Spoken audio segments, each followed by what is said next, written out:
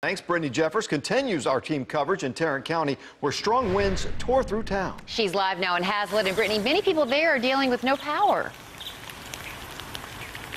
Yeah, Russ and Karen, not dealing with those winds right now, just pouring rain, but they say they woke up in the dark, basically, and it's all thanks in some portions to a trampoline. You look behind me, it's on the ground right now, but at one point it was up on those power lines, and it was pushed up there because of those strong winds this morning. And Encore was reporting about 4,000 homes across the metro that didn't have power. I spoke with the Hazlet fire chief this morning, and he tells me he was called out to Avondale Road around 6:30 after reports of the down lines, but when he showed up, he found the trampoline in the air, and crews were working to get it down. I am told that power to the area has since been restored, but at one point it was impacting 3 subdivisions. We drove around the area. We found debris. We found intersections without power. Northwest ISD also confirming that there were 4 campuses without power this morning.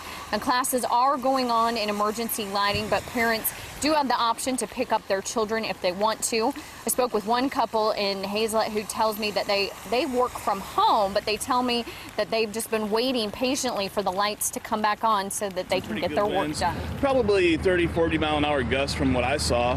Then got inside, and next thing you know, we have no power. I'm just trying to roll with the flow. The only thing I can do is work with my cell phone and answer emails.